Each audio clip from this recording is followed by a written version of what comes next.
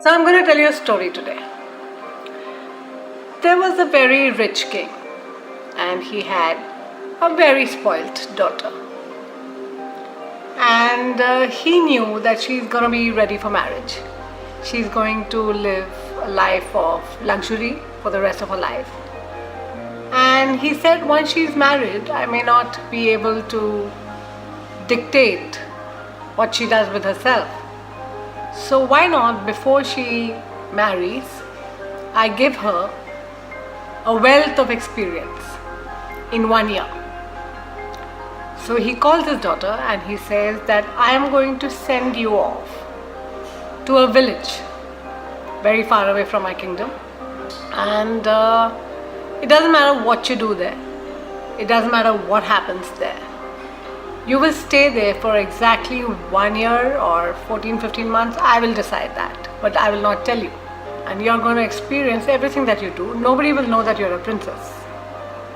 You're going to go and live there as a stranger. Nobody will know that you're there. You will be safe because my people will be there to look after you. When you come back, you will bring nobody back.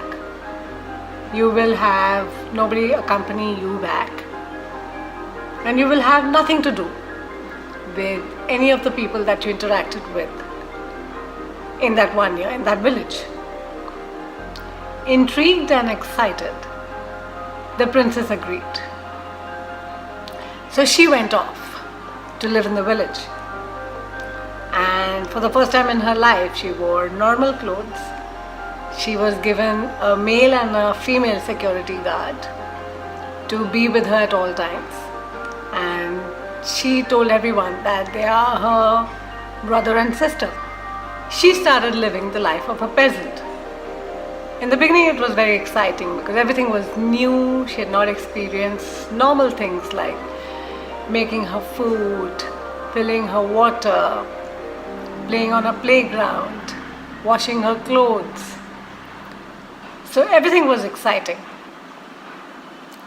She realized that she's going to be there only for a year or 14-15 months. She's looking at things in a very short-term way, and she started enjoying that. So she made friends, and female friends and guy friends for the first time, and she enjoyed herself because things like dancing on the streets, sitting under a banyan tree and sharing her food, going to the village well to pull out drinking water, going to the riverside and playing with her friends in the water, reading stories to the village children in their little school. She started having a lot of fun. And one day, quite expectedly, she fell in love with a young boy who was a village hero. And when she did, her first thought was, oh my God, I cannot take him back with me after the 12, 13, 14, 15 months here are over. And she desperately wanted to tell him that she is not who he can see, but she's a lot more. But then she decided that I have only 15 months to enjoy this love.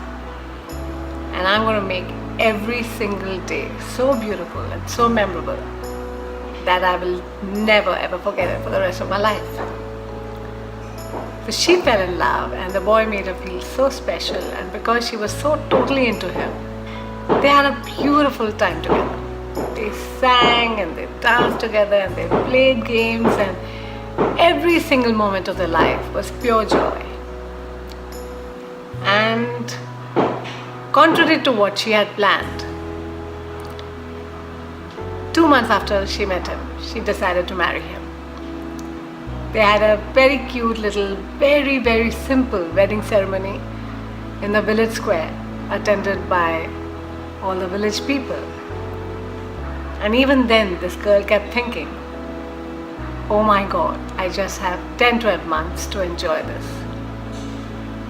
She juiced every single moment of their married life together.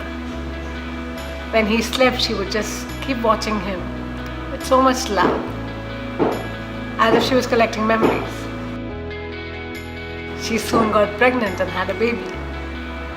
And when she looked at the baby, she realized that I just have a few more months with the baby. So she said, okay, to hell with it. Even if it's a few months, I'm going to enjoy the few months like they were the last few months of my entire life. The motherhood, the joy I feel in bringing up this baby, I'm going to create so many beautiful memories that they will be enough for not just but several lifetimes.